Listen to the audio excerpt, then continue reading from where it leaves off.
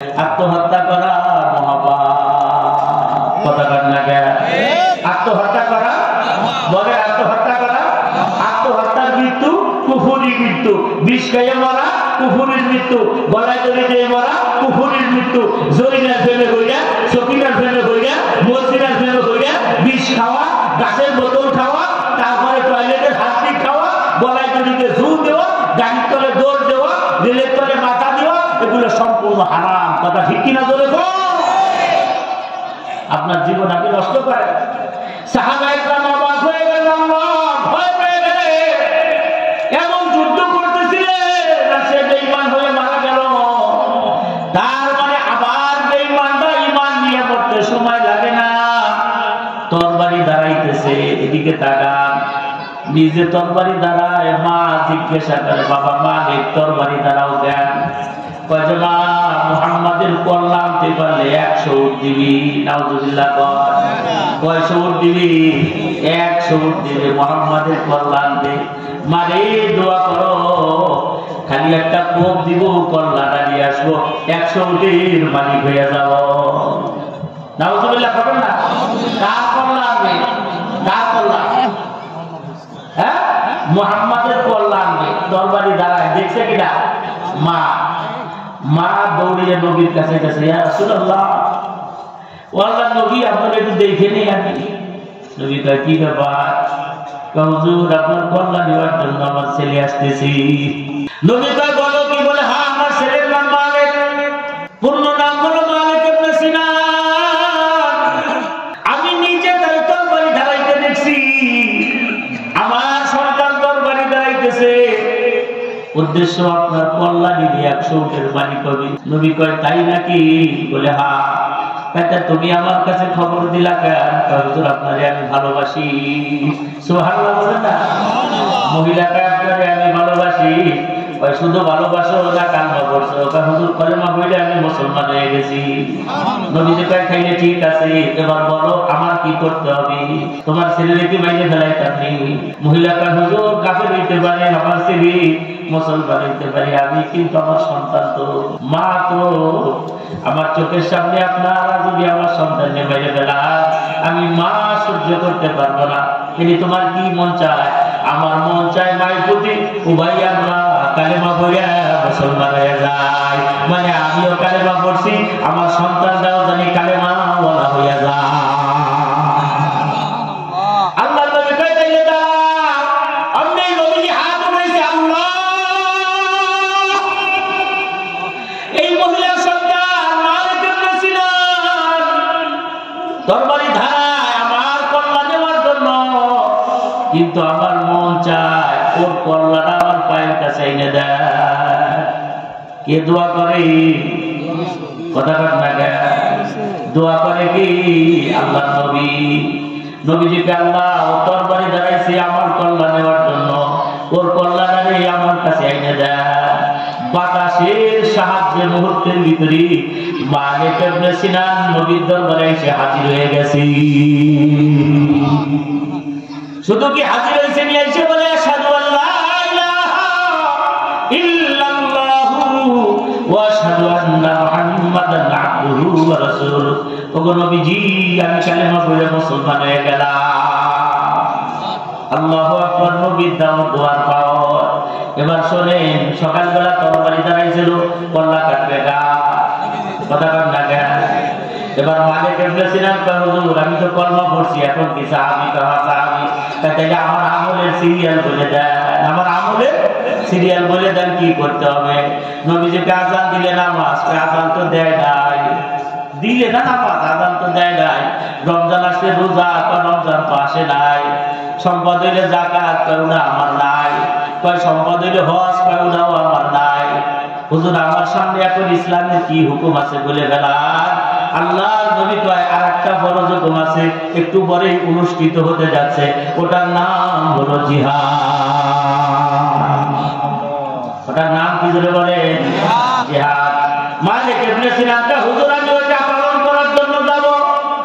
নবীজি বলে, না না, তোমার যাওয়ার দরকার নাই, তোমার মার কাছে যাও, তোমার মারে যে বলো, মা, আমি কালেমা পড়ছি, মুসলমান হয়ে গেছি। তোমার মা খুব খুশি হইবে। দিবে, কারণ তোমার মার চাহিদা হলো তুমি কালেমা পড়ে মুসলমান হও। যাও, মালিক টাকা চলবে না হুজুর, কাফেররা আপনার উপরে আজকে বহুত আক্রমণ করবে। আমার মতো 100 যুবক আজকে টার্গেট হলো আপনার কল্লা নিবে, 100 উটের মালিক হবে। ওই 100টার ভিতরে আমিও ছিলাম। আমার বড় টেনশন হয়, এই যুদ্ধের ময়দানে আপনারে আমি পাঠাইতে পারবো না। আমি আপনার সাথে যাব, সেফ দিব, আপনারই বডিগার্ড হবো। কন্যা সুবহানাল্লাহ। চলে গেছে যুদ্ধের ময়দানে, যুদ্ধ করতে করে শাহাদাতের মওত লাভ করিয়া দুনিয়া ছেড়ে চলে গেছি। সকালবেলা কি ছিল জোরে কর? বেঈমান। সকালবেলা কি ছিল? এখন জোহরের নামাজের আযানের আগে কোথায় গেছে? জান্নাতি। বন্ধুরে, আমল নিয়া মাত্র দেরি নাই।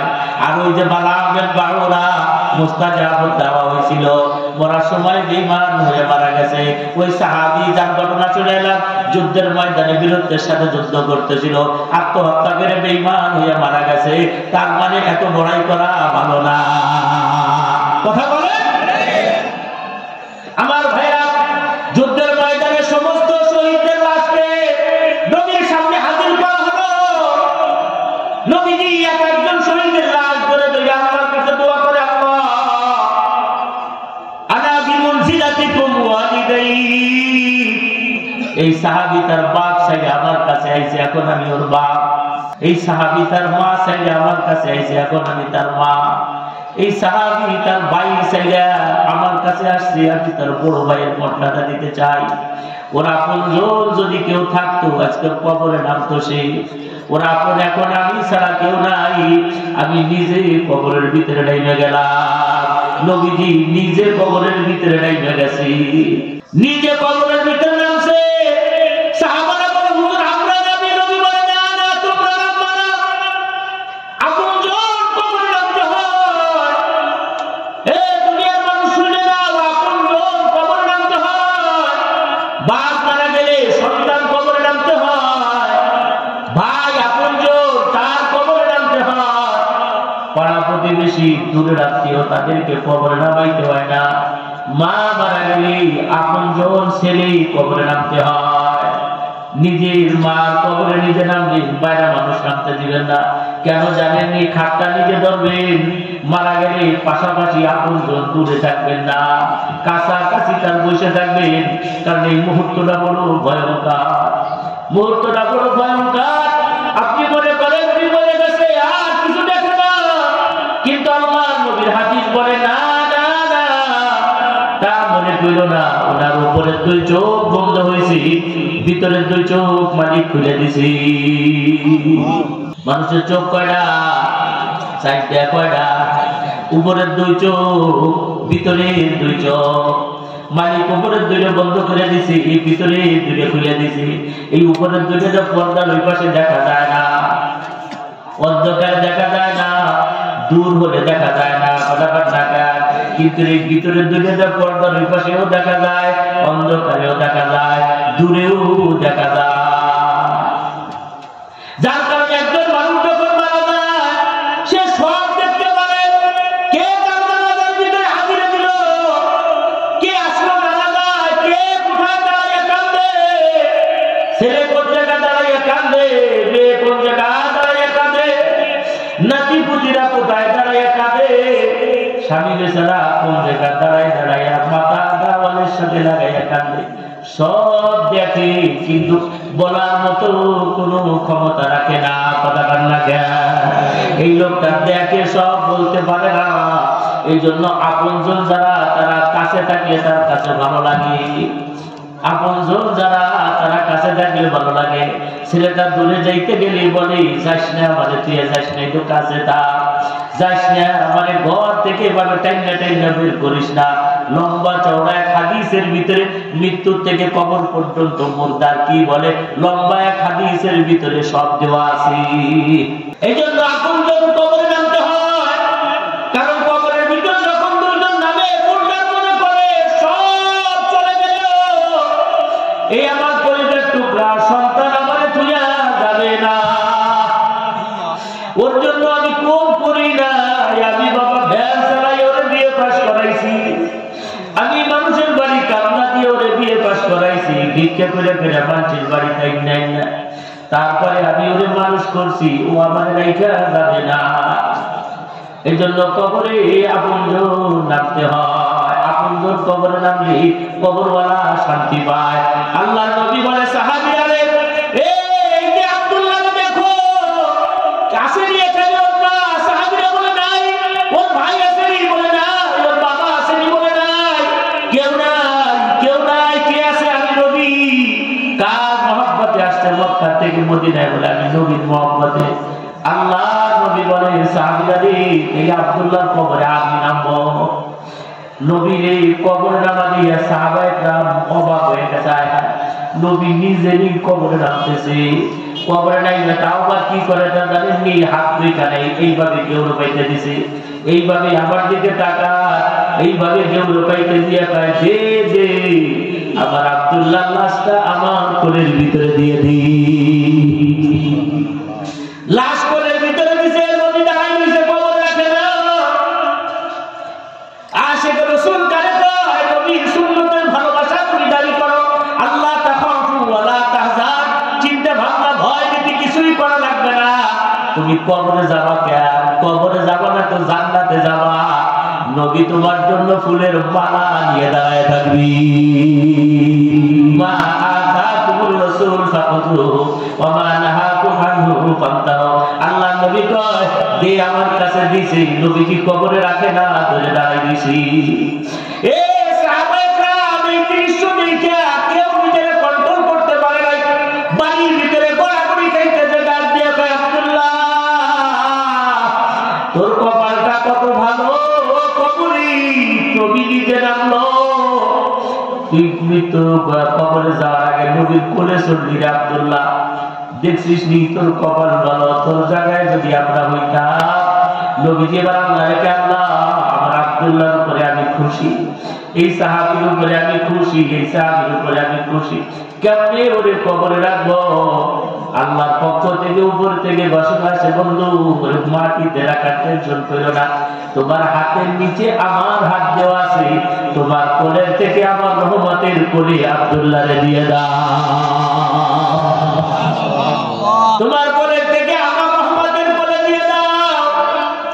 আমি আব্দুল্লাহকে দেখতেছি, তোমার টেনশন করার দরকার নাই। আল্লাহ তাখাফু ওয়ালা তাহজানু, তোমার কোনো চিন্তা ভাবনা করা লাগবে না, ভয় ভীতি তোমার করা লাগবে না। এই আমার ভাইরা, আমার বাবারা, আল্লাহর রাসূলের তরিকায় চলেন, সুন্নাত তরিকায় চলেন, নবীর আদর্শ মানেন।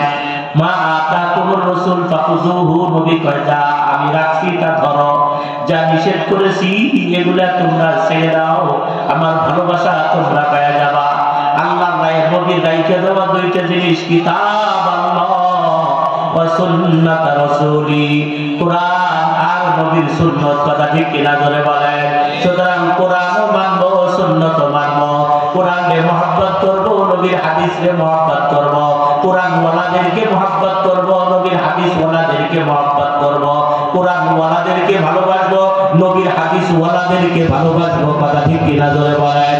কোরআনকে মহব্বত করব, কোরআনের প্রতিষ্ঠানকে মহব্বত করব, নিজে কোরআন পড়া, কোরআন শিখানো, কোরআনের প্রতিষ্ঠান দ্বারা করানো, ইসলামকে জিন্দা রাখার জন্য এক এক সেক্টরে এক একজন কাজ করবে। কেউ কোরআনে কারিমের তাফসীর করবে, আর কেউ আবার কোরআনে কারিম শিক্ষা দিবে, কেউ আবার কোরআনে কারিমের প্রতিষ্ঠান করবে, কেউ আবার কোরআনে কারিমের প্রতিষ্ঠানের জন্য জায়গা দিবে, কেউ আবার কোরআনে কারিমের প্রতিষ্ঠানে যারা লেখাপড়া করবে তাদের সহযোগিতা করবে। এটা নবীর হাদিসের ভিতরে আসছে, কোন আলিমান আও মুতাআল্লিমান আও মুঈনান আও মুহিব্বা। নবী কয় এক এক সেক্টরে এক একজন চলে যাও, আলেমের সেক্টরে যাও, না পারলে তালেবুল ইলমের সেক্টরে যাও। তালেবুল ইলমের সেক্টরে যাওয়ার বয়স যদি না থাকে, তাহলে তাদেরকে মহব্বতকারী হয়ে যাও। মহব্বত করারও ব্যালেন্স নাই, তাহলে তাড়াতাড়ি তাদেরকে মুঈনান, সাহায্য করো, সহযোগিতা করো। তোমার অর্থের বিনিময়ে আল্লাহ পাক এক একজনকে এক এক জায়গায় রাখছে। একজনের হাতে টাকা দিছে, টাকা দিয়া বলছে তোর হাতটা আমি উপরে রাখলাম। আরেকজনের খালি হাত বানাই দিছে, আল্লাহ পাক তোর হাতটা নিচে রাখলাম। এবার টাকা ওয়ালা ডাক দিয়ে কয়, তোর কাছে নিচের হাত ওয়ালা আমি পাঠাইলাম, এই উপরের হাত ওয়ালা তুই ওরে দিয়ে দে। রাখিস, যদি না দিস তাহলে আমি আল্লাহ উপরের হাতটাকে নিচে নামাইতে কিন্তু সময় লাগে না। কথা ঠিক কিনা ধরে বলেন? একটু সময় কিন্তু লাগে না। তখন মুসিবতে পড়বি আর বিপদে পড়বি। আমার ভাইরা, আমার বাবারা, হাজার মানুষ আমরা উপস্থিত মাহফিলটা রাজিয়া খাতুন মহিলা মাদ্রাসা, পুরুষ মাদ্রাসা না, একটা মহিলা মাদ্রাসা, কিন্তু অতটা অঞ্চলের ভিতরে সর্ববৃহৎ একটা মাহফিল প্রতি বছর আমাদেরকে উপহার দিয়ে থাকে। কথা ঠিক কিনা ধরে বলেন? আন্দাজ আমাদের আছে, আন্দাজ নাই তা না। এই মাহফিলটা করতে কত টাকা ব্যয় হয়, এলাকার মানুষ এটা সহযোগিতা করে, মাঝে মাঝে আপনাদের কাছে আবার সহযোগিতা চায়। তবে মাদ্রাসাটার উন্নয়ন প্রকল্পে ছাত্র সংখ্যা বৃদ্ধির কারণে মাদ্রাসাওয়ালারা চিন্তা করছে মাদ্রাসায় একটা ভবনের দরকার। হুজুর সম্ভবত চলে আসছে, আর সময় নাই 2-4-5 মিনিট।